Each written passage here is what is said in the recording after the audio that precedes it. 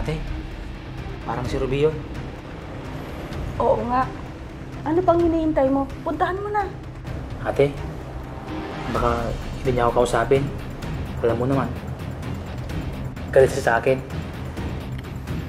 O sige, ako na lang kakausap. Tatawagin kita pag okay na. Sige ate.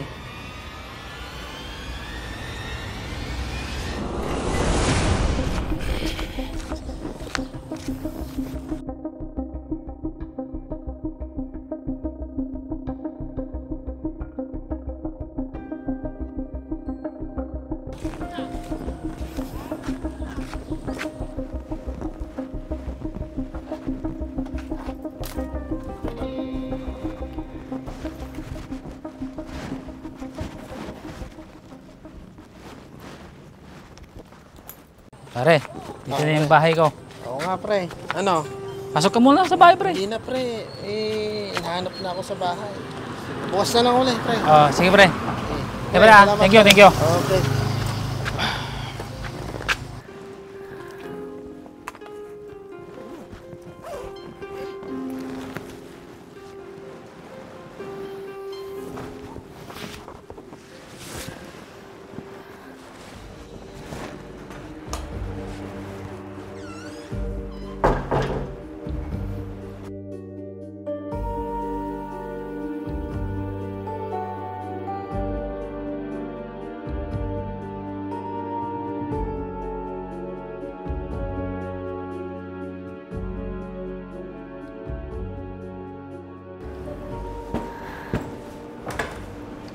Ruby, anong ibig sabihin nito?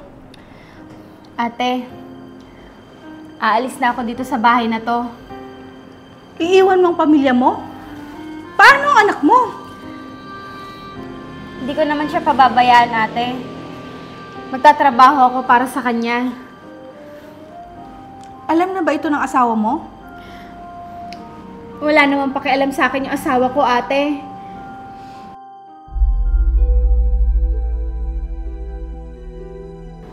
Pero Ruby, pag-usapan yung problema. Hindi ba tuwing kinakausap ko si JR, lagi lang kami nag-aaway? Pati yung anak namin, ate. Naapektuhan na din sa nakikita niya sa amin. Kaya ba, mas gusto mong iwan siya dito? Kahit gusto ko siyang isama, ate, wala naman ako magagawa. Ate, nakikiusap ako sa'yo. Ikaw munang bahalang mag-alaga sa anak namin. Sige Ruby, makakaasa ka. Pero ipangako mo na hindi mo siya pababayaan. Pangako, ate. Maraming salamat, ate. Sige, alis na ako. Sige, mag-iingat ka. Sige, ate.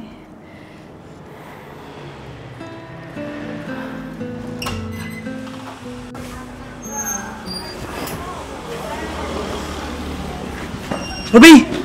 Anong ibig sabihin nito? Hindi mo ba nakikita? Panahon na para iwan kita, JR! Ruby! Walang alis dito sa bahay! Bitawan mo nga siya, JR. Asawa kita! Kaya dito ko lang at walang aalis! Bitawan mo nga siya, JR. Pwede ba ate? Huwag kang makialam! Usapan mag-asawa to! Bitawan mo nga ako, JR! Mabuti naman at nakilala mo pa ako bilang asawa mo! Hindi ka pwedeng umalis! Bakit? May lalaki ka? Kaya aalis ng bahay? Pwede ba, JR? Huwag ka nang gumawa ng kwento! Palagi na lang tayong ganito! Hindi ka ba napapagod? Araw-araw na lang tayong ganito? Samantalang yung ibang mag-asawa, masayang nagsasama! Ganon? Ganon na nainggit ka? Alam mo, kahit simple lang sana ang buhay natin, basta nagkakasundo tayo. Ikaw ang may problema! Kung pinabayaan mo lang sana ako sa mga gusto ko, hindi sana walang away! Gusto mo? Araw-araw uminom? At kasama yung mga barkada mo? Kasiyahan ko yun! Dati pa! Wala ka pa sa buhay ko! Ganito na ako! Pamilyado ka na, JR! Hindi ka na binata! Sana, inisip mo kami ng anak mo! Kaya, JR, huwag mo na akong pigilan pa. Baka sakaling pag-alis ko, magbago ka. Ruby, huwag ka nang umalis. Pagod na ako makipagtalo sa'yo, JR. Kaya hayaan mo na ako. Ruby! Ruby! Hayaan mo na ang asawa mo, JR. Pero ate,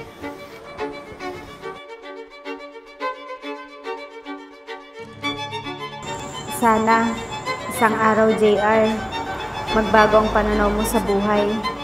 Naisip mo ang halaga ng pamilya mo.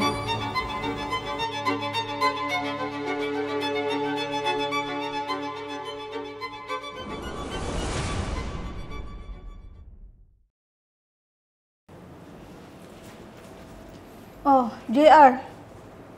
Bakit nandito ka pa? Hindi ka ba papasok ngayon? medyo masama yung pakiramdam ko ate. Hindi mo na ako papasok. Ganun ba? Naku, baka mamaya tanggalin ka na naman sa pinapasukan mo. Hindi naman siguro ate. Nagpaalam ka ba na hindi ka papasok ngayon? Nakalimutan ko pala ate. Di bale mamaya, sasabihin ko na lang sa kanila. Si Abby, nasaan? Pumasok na ba siya? Pumasok na ate, kanina pa. Hindi ko pa siya nabibigyan ng baon. Mabuti pa yung batang yun. Napakasipag mag-aral. May pera pa siguro siya ate, kaya hindi humingi sa'yo. Hindi marunong humingi yun. Pinagkakasya niya lagi yung baon niya. Bigyan mo pa rin siya ng allowance niya. Anak mo pa rin yun. Kahit hindi siya humihingi sa'yo. Ate, andyan ka naman. Tsaka isa pa, sobra pa yung binibigay mo. Hay nako, pinasa mo pa talaga sa akin ang obligasyon mo. Siya nga pala ate, baka makadaan ka mamaya sa grocery. Yung sana ko ipapabili sa'yo. Hindi ko alam kung maaga akong makakauwi. Sige, subukan kong dumaan. Sobrang traffic kasi paghapon. Sana ate, makadaan ka.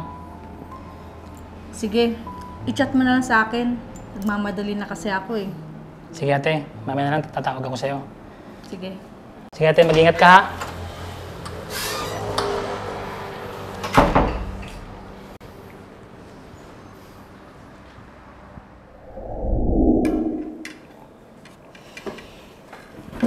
Tita, ako na po maghuhugas ng mga pinagkainan natin. Sige, Abby. Siya nga pala. Kamusta na pag-aaral mo? Ayos naman po, tita. 1 taon na lang po. Matatapos na ako ng kolehiyo. Ang bilis ng panahon na. Parang kailan lang nung inaalagaan kita. Kaya nga po, tita. Makakatulong na din po ako sa inyo kapag nakapagtapos na ako at kapag may trabaho na ako.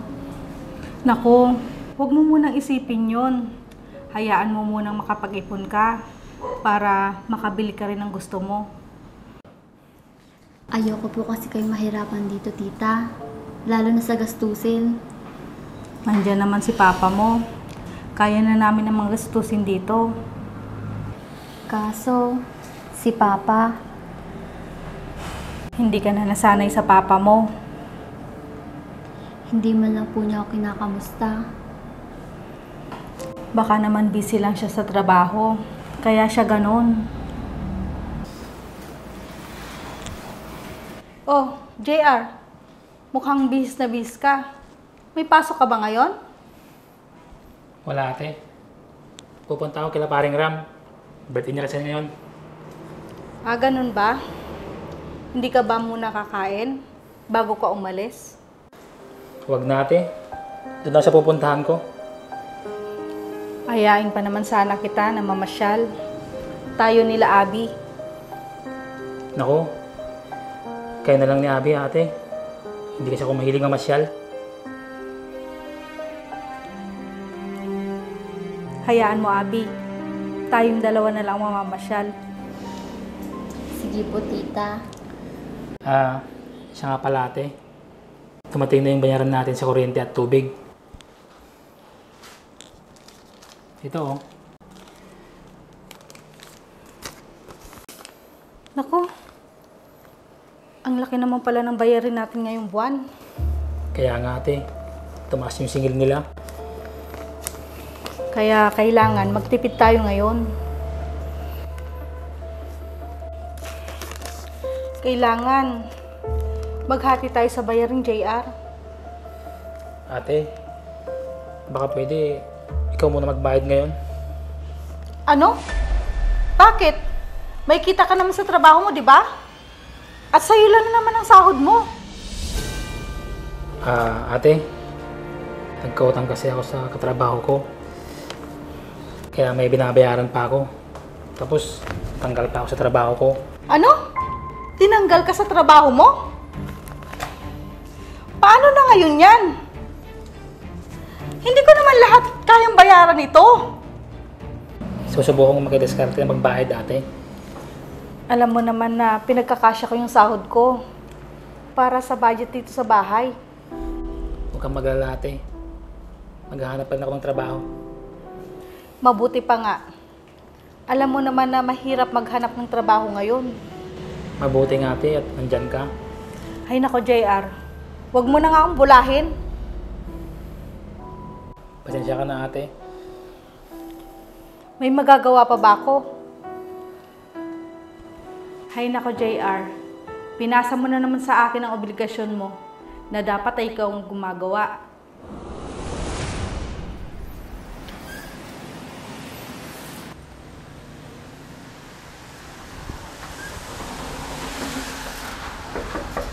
Tao po! Tao po!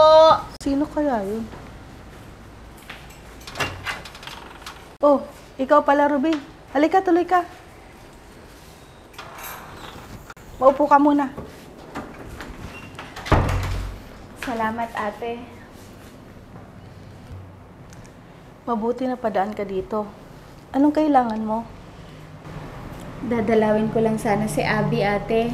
At kukumustahin na din. Mabuti naman siya. At nagpaalam sa akin na pupunta siya sa mga kaibigan niya. Mamaya nandito na rin yon. Ganun ba, ate?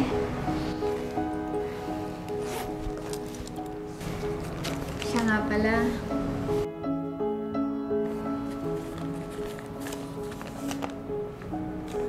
Naku, ang laki naman yata nito, Ruby. Tama lang yan. Para kay Abby, ate. Sobra ito, Ruby. Para sa pangangailangan ng anak mo. Ikaw nang bahalang magbigay sa anak ko, ate. Malaki ang utang na loob ko sa'yo, ate. Sa pag-aalaga mo sa anak ko. Wala yun, Ruby. Parang anak na rin ang turing ko sa kanya. Kung pwede ko nga lang siyang isama sa trabaho ko, ate. Ginawa ko na.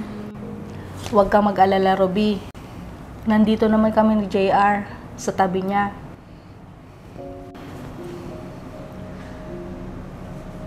Kumusta naman na pala si JR, ate? Ganun pa din. Wala pa siyang pinagbago? Akala ko, nagbago na siya. Sa tagal ng panahon. Hindi ko nga alam. Kapatid ko na yon. Kaya hindi kami magkasundo dahil sa ugali niya, ate. Ako nang humihingi ng pasensya, Ruby, sa ugali ng kapatid ko. Wala na tayong magagawa, ate. Kung ayaw niya magbago, di ba? Mabuti na lang, may pamangkin ako na sobrang bait. Kaya nagpapasalamat din ako sa inyo. Maraming salamat, ate. Sa pagmamahal mo kay Abby at pagpuno ng mga pagkukulang namin sa kanya. Wala yun. Parang anak ko na rin si Abby. Maswerte si Abby, ate. Kasi may tita siya na gaya mo. Natutuwa kasi ako sa batang yon. Marunong na sa buhay. Yun ay dahil sa'yo, ate. Namulat kasi siya sa hirap ng buhay. Kaya nga. Kaso, naawa ko sa kanya. Kasi, hindi niya ako nakakasama. Malaking sakripisyo din ang ginagawa mo kay Abby. Kung magkasama naman kayo ni JR at hindi rin magkasundo, hindi rin makakabuti para kay Abby. Kaya nga, ate. Baka mas lalong mahirap para kay Abby. Pag ganun ang sitwasyon. Tanging hiling ko lang ay magbago na yung kapatid kong yon. Pag dumating yung araw na yun, ate, nandito lang ako. Salamat, Ruby. Sige, ate. Aalis na ako. Babalik na lang ulit ako para dalawin yung anak ko. Bukas ang bahay na ito para sa'yo, Ruby. Kahit anong oras. Salamat, ate. Sige, alis na ako. Sige, mag-iingat ka, Ruby.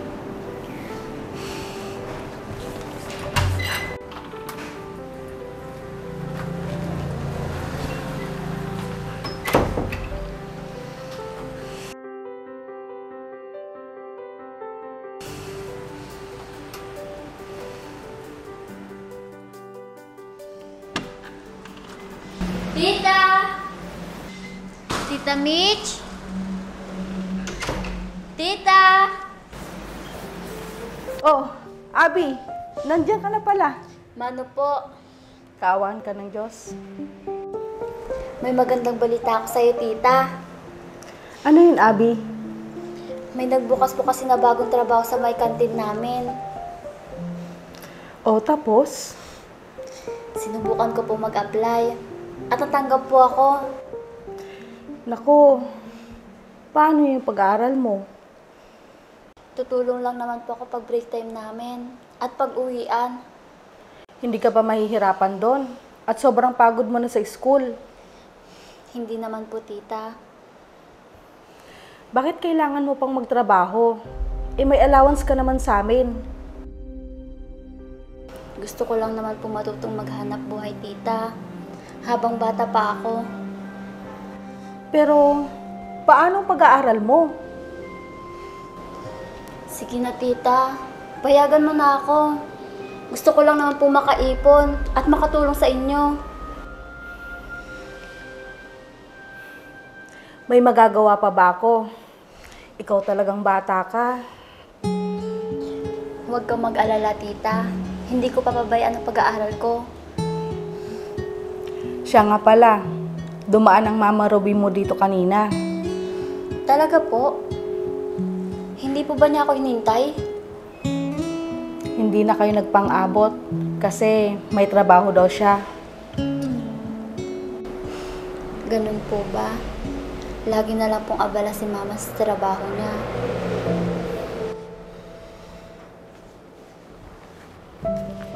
Ito pala, pinabibigay ng mama mo.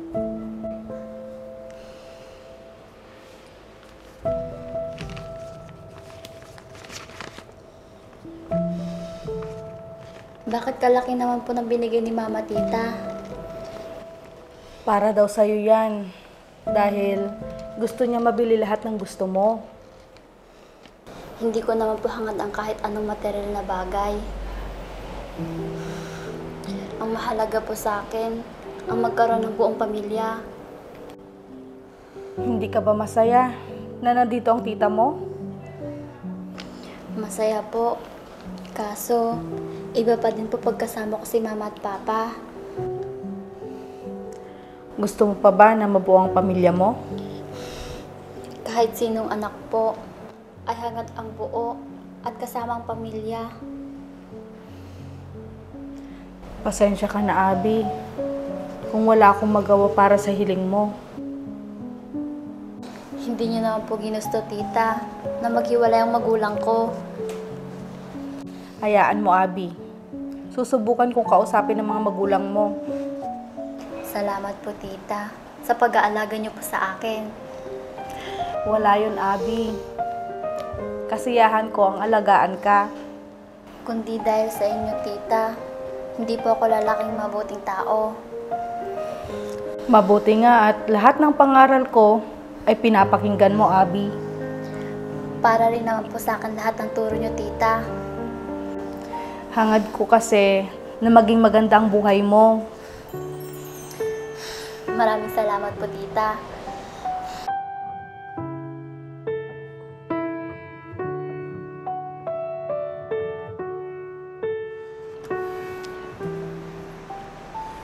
Ate, Oh, bakit, JR? pwede bang manghiram ng pera sa'yo? Nakahanap ka na ba ng trabaho? Wala pa nga ate. Pero sabi ng kaibigan ko, tatawagan daw niya ako, yung kakilala niya. Ano? Paano ka ngayon yan? Maghahanap na ulit ako ate, pag hindi ako tinawagan. Alam mo naman na mahirap maghanap ng trabaho ngayon. Hindi ko naman ginusto ate na tanggalin nila ako. Lagi ka na lang di nakakatagal sa mga pinapasukan mo. Ate, kasalanan ko ba? Lagi nila ako pinag-iinitan. Makisama ka kasi. At maging responsable na trabahador. Huwag kang mag-alala ate. Papatulong ako sa mga kakilala ko. Siguraduhin mo lang na makahanap ka kaagad ng trabaho, JR. Kasi, pag nalaman ni Ruby na wala kang trabaho, baka kunin niya ang anak ninyo. Sa tingin mo ba ate, gagawin ni Ruby yun? Baka kasi ginagawa ng asawa mo lahat para maging ina sa anak ninyo. Hindi naman siya yung magpalagay kay Abby ate ah. Pero, nagsasakripisyo siya na hindi makasama ang anak ninyo para maghanap buhay. Ayoko naman ibigay sa poder niya sa Abby ate. Hindi mo lang alam kung gaano kahirap sa isang ina ang mawalay sa anak. Pero bakit kinakaya niya ate? Nagsasakripisyo at nagtitiis siya para sa kinabukasan ni Abby. Hindi sana kami iniwan ate. Hindi sana bupang pamilya namin. Alam mo kung bakit siya umalis? Napapagod na siya sa kakaaway ninyo at araw-araw na inuuna mo lagi ang barkada mo. Bakit hindi ikaw magbago para sa pamilya mo? Kasalanan ko pa talaga ate. Oo, JR. Kung naging masipag ka lang sana, Sa tingin mo ba ate, pag nagbago ako, babalik pa dito yung asawa ko? bakit hindi mo subukan? Malay mo. Hindi ko alam kung saan at paano ko magsisimula ulit ate. Simulan mo na maghanap ng trabaho at magtiis para hindi ka na matanggal ulit. Susubukan ko ate. Alam mo ba na may tampo ang anak mo sa'yo? Tampo? Sa akin? Bakit naman ate? Ni hindi mo man lang kamustahin ang anak ninyo. Ate, andyan ka naman. Iba pa rin ang magkaroon ng isang ina at ama sa tabi ng anak ninyo. Gusto ko din mabuhay ang pamilya ko ate. Malay mo, kapag nakita ni Ruby na nagbago ka na, kusa siyang babalik sa'yo. Kaya pala, minsan nakita ko si Abby, nag-cellphone, nakatingin lang sa picture ng mama niya. Hindi siya nagsasabi ng nararamdaman niya. Ni hindi ko malang nagawang tanungin kung kumusta na siya. Ganun talagang batang yon. Tinatago niya ang nararamdaman niya. Hindi ko pala kayang nakikitang malungkot yung anak ko ate. Yun naman pala. Ano pang ginagawa mo? Bakit hindi ka gumawa ng paraan para ayusin ang pamilya mo? Gusto ko munang simulan sa sarili ko ang pagbabago sana ate. Tama yan. Pag nakaharap ako ng magandang trabaho ate, susuyuin ko rin si Ruby. Tiyak na magiging masaya ang anak ninyo sa gagawin mo, JR. Gusto kong mabuhay yung pamilya namin ate at maging masaya yung anak namin. Habang may panahon pa, Gawin mo yan. Itama mo lahat ng pagkakamali mo. Ngayon ko pinagsisisihan yung mga panahon na sinayang ko, ate. Nakaraan na yon. Ang anak mo ang isipin mo ngayon. Sa tingin mo, ate, papatawad pa ako ng asawa ko? Oo naman, JR. Mabait si Ruby. Matatanggap pa kaya niya ako? Basta ipakita mo na nagbago ka na at hindi ka na gaya ng dati. Sisikapin ko, ate, para sa pamilya ko. Marami rin akong pagkukulang at pagkakamali. Mabuti nga at tinanggap mo ang pagkakamali mo. At naisip mo na itama ito. Tumatanda na rin kasi ako, ate. Gusto kong makasama yung pamilya ko. Pamilya ang pinakamahalaga, JR. Tandaan mo yan. Tama ka dyan, ate. Ayokong lumaki yung anak ko na may kulang sa kanya. Pangarap ng isang anak na mabuong pamilya niya. Kaya dapat tuparin ko yun, ate.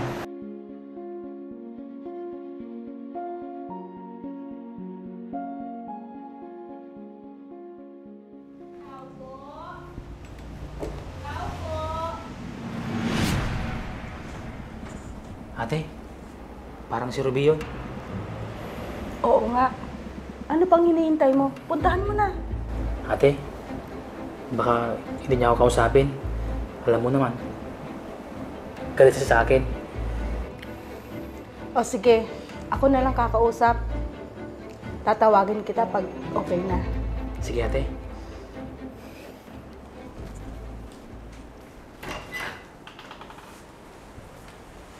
O, Ruby. Halika, pasok ka.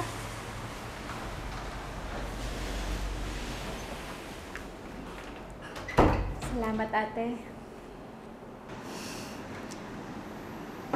Nasaan si Abby, ate? Nandun sa likod. Inutusan ko maglinis. Ganun ba? Namimiss ko na siya. Hayayain ko sana siya mamasyal.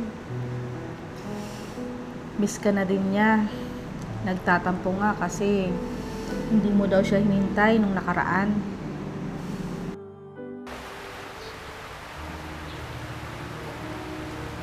Hayaan mo, ate. Babawi ako ngayon sa kanya. Baka gusto mong sumama sa amin. Pa, anong ginagawa mo dyan? Mukhang maingay. Nag-usap sila dun. Baka gusto mong sumama sa amin. Ruby, may gusto lang sana akong itanong sa'yo.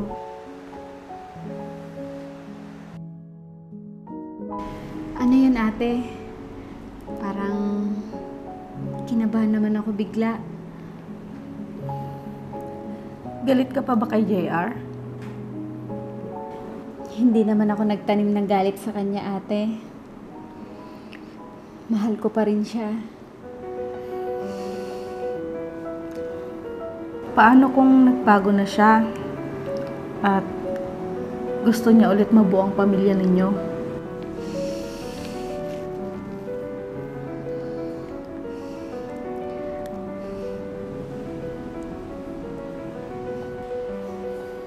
Ruby, pwede ba kita makausap?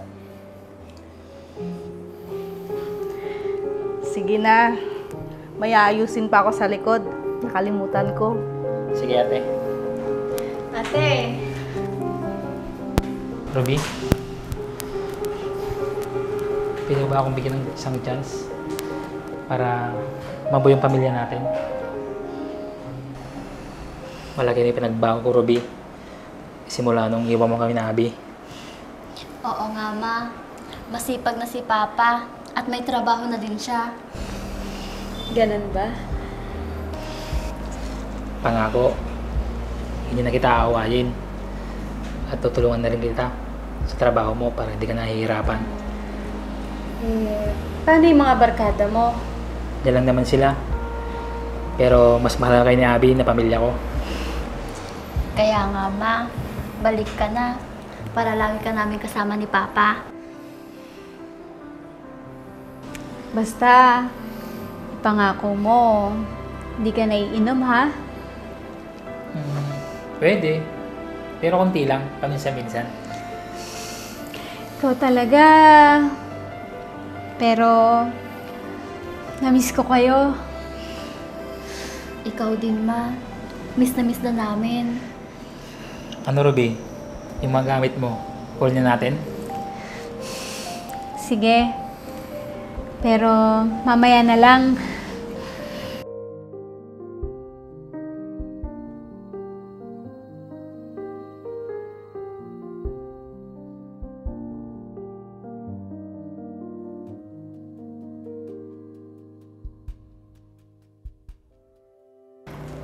Maraming pinagdadaanan ang isang pamilya. Anumang pagsubok ang dumating, kailangan maging matatag tayong harapin ito na magkasama. Huwag hayaang masira ito ng pagkakataon. Kung may panahon pa para maayos ito, gawin natin. Mabuo ang nasirang samahan.